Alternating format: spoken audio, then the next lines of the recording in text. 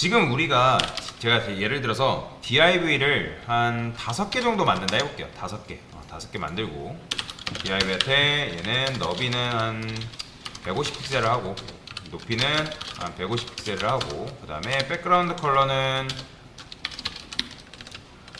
뭐 레드다. 마진도 줄게요. 마진은 얘를 디스플레이 인라인 블록으로 좀 바꿔주시고 마진은 한 30 정도? 이렇게. 자, 하나, 둘, 셋, 넷, 다섯. 이렇게 정도 만들어 보겠습니다. 한 3개, 하나 더 만들어주는 게 좀 화면 봤을 때 좀 나은 것 같은데. 그래요? 아니다, 2개 지웁시다. 자, 그러면 자 요렇게 되어 있다고 해볼게요. 요런 식으로 빨간색 박스가 하나, 둘, 셋, 넷, 다섯, 6개가 있다 해볼게요. 그런데 지금 이제 뭐 그게 사실 중요한 게 아니라 여기다가 이런 것도 써줄게요. 1, 2, 3, 4, 5, 6번 여기다가 폰트 사이즈도 한 3R이에 그 다음에 폰트 웨이트 볼드 좀 굵게 보려고 쓴 거예요. 자 보시면 일단은 이렇게 됐는데 여러분들이 그동안은 내가 박스의 색상을 특정 녀석의 박스의 색상을 바꾸려면 어떻게 접근해야 되죠? 엔티티 차일드로 접근을 했어야 되잖아요. 그죠? 뭐 얘는 엔티티 차일드 1, 얘는 2, 뭐 3, 아니면 퍼스트 차일드, 아니면 라스트 차일드 이런 식으로 여러분들이 접근을 해가지고 속성을 입혀야 됐어요. 그러니까 무슨 말인지 이해되죠? div 한 다음에 엔티티 차일드 해가지고 뭐 나는 2한테 백그라운드 컬러를 뭐 예를 들어서 블루로 변경시키겠다. 그러니까 이렇게 쓸 수는 있잖아요. 그죠? 근데 자 이렇게 쓰는 것보다 더 좋은 방식이 있어요.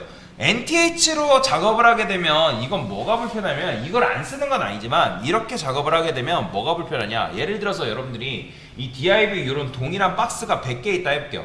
그러면 중간에 껴있는 박스의 색상을 변경하고 싶어요. 예를 들어서 중간에 있는 박스가 70 몇 번째 있다 해볼게요. 73번째. 그럼 여러분들이 그 박스가 몇 번째 있는지 일일이 세야 되잖아요. 그렇죠? 그러면 그 일일이 세는 게 좋은 방법일까요?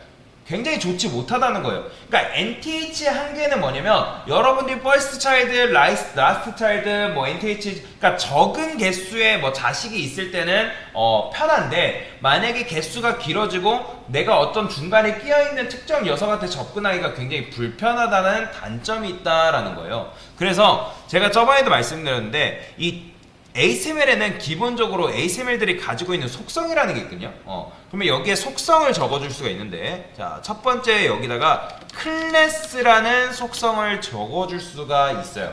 요거는 굉장히 중요한 건데, 클래스는 쉽게 말해서 내가 지금 이 div한테 이름을 붙여주는 거라고 생각하시면 돼요. 이름. 그러면 제가 여기다가 A라고 붙여볼게요. A. 그러면 얘는 지금 클래스 A라는 이름을 가진 녀석인 div이다 라고 보시면 되는데 반드시 쓰실 때는 클래스 쓰신 다음에 요 구분자 그 다음에 이제 속성명 그러니까 속성 값 해가지고 큰 따옴표로 해가지고 주셔야 되는데 그러면 얘는 어쨌든 속성 값이 A라는 건데 나는 A를 가진 녀석한테 접근을 하고 싶다. 그러면 어떻게 쓸 수 있냐? 여기다가 이렇게 쓰시면 됩니다. 점 한 다음에 A라고 적으면 돼요. 그냥 A라고 쓰는 게 아니라 점 A라고 접근하면 제가 볼게요. 백그라운드 컬러를 블루라 해보겠습니다. 블루라 쓰게 되면 어떻게 된다? 얘가 색상이 이런 식으로 변경되는 걸 볼 수가 있죠. 보이죠?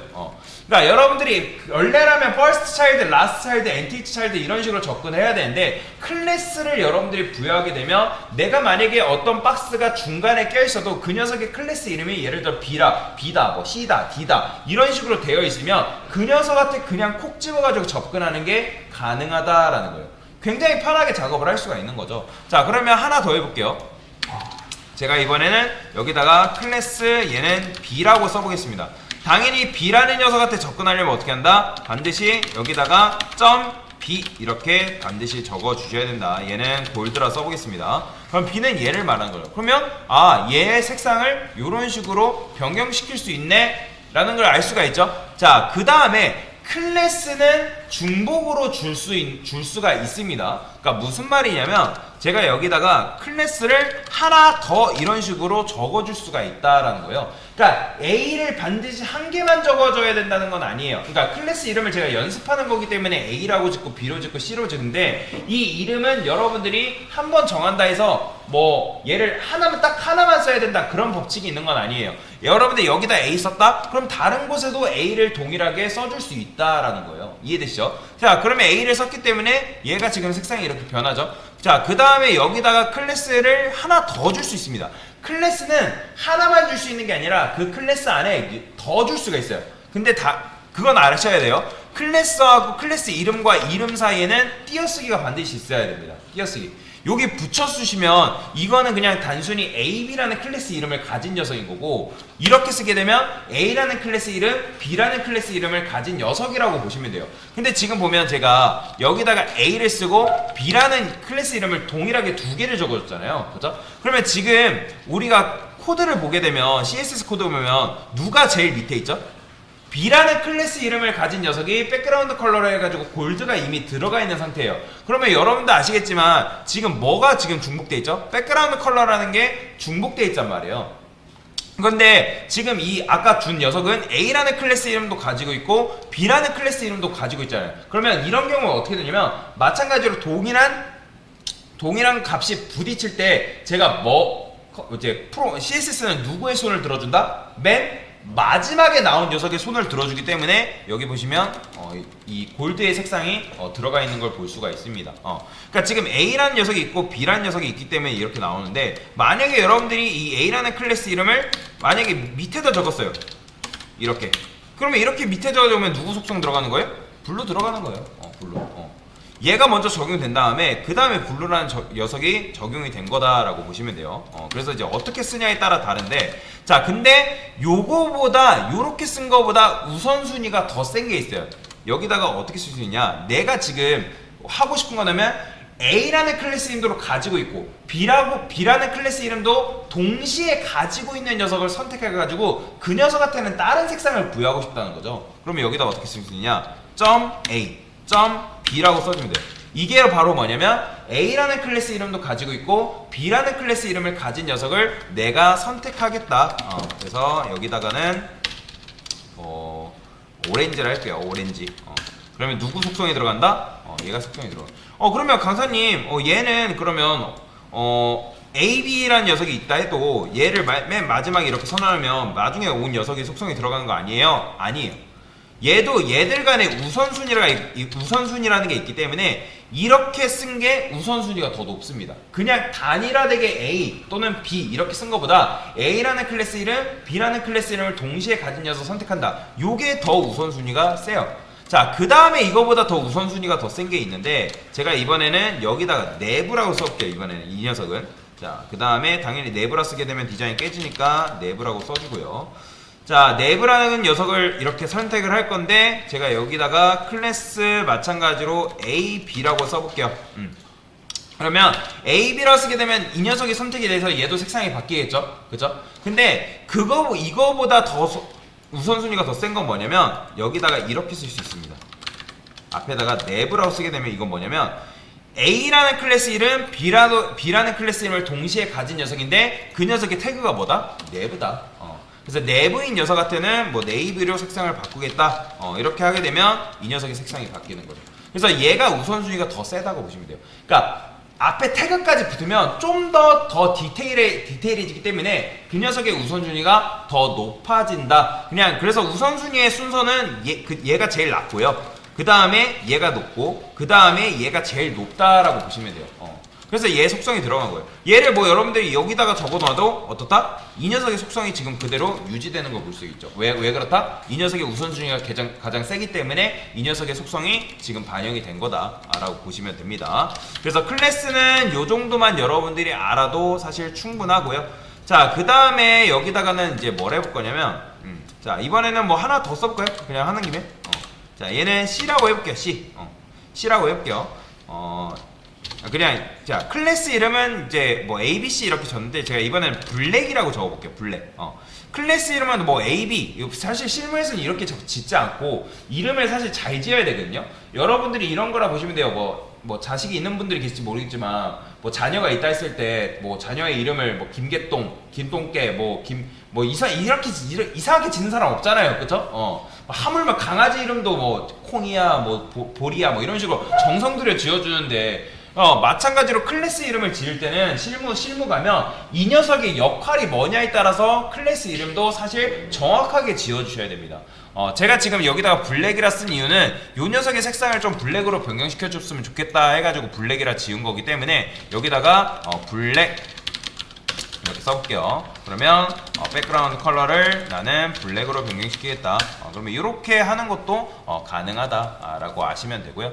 자, 그 다음에 마지막 하나 안 배운 게 있는데, 자, ID라는 게 있습니다. 얘도 클래스랑 비슷한 건데, 자, ID는 뭐냐면, 자, 이렇게 지금 이제 요렇게 이제 그러면 그런 생각할 거예요. 클래스의 이름 A랑 아이디 이렇게 지은 A랑 똑같은 거 아닌가요? 완전히 달라요. 완전히 다르다고 보시면 돼요. 이 아이디는 쉽게 생각하면 우리 사람으로 따지면 주민등록증 같은 거랑 똑같은 거 보시면 돼요.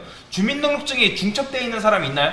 없죠? 주민등록부는 오직 고유의 이제 식별 번호기 때문에 하나밖에 존재하지 않는단 말이에요. 그죠? 그러니까 여러분들 회원가입했을 때 로그인 아이디가 중복되나요? 로그인 아이디가 중복될 수 없단 말이에요. 고유의 아이디이기 때문에. 얘도 마찬가지예요. 아이디는 반드시 하나밖에 있을 수 없습니다. 그러니까 여러분들이 이렇게 A라고 ASML상에 아이디를 A라고 지었으면 이 녀석은 ASML상에 A라는 이름을 가진 녀석은 얘밖에 없는 거예요. 이 녀석밖에. 이거는 규칙입니다. 반드시 아이디는 이름을 하나밖에 줄 수 없는 게 아니라 이렇게밖에 못 지어요. 뭐 그렇다 해가지고 여기다가 나는 아이디를 B라고 짓고 뭐 C라고 짓고 이거 안 됩니다. 얘는 무조건 아이디 하나밖에 안 돼요. 이렇게. 무조건 이렇게 쓰셔야 됩니다. 그 다음에 뭐 이렇게 쓴다? 이렇게 쓰는 것도 안 돼요. 이거는 안 됩니다. 이렇게 쓰시면 안 돼요.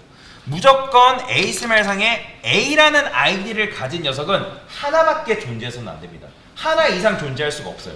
그냥 여러분들 쉽게 생각해서 그냥 뭐 로그인했어요. 로그인 아이디. 내 주민등록번호 그거라고 생각하시면 좀 편합니다. 그러면 나는 아이디가 A인 녀석 같은 건 어떻게 접근하냐? 여기다가 샵으로 접근합니다. 클래스는 점이라면 아이디는 이렇게 접근해요. 샵으로 접근해요.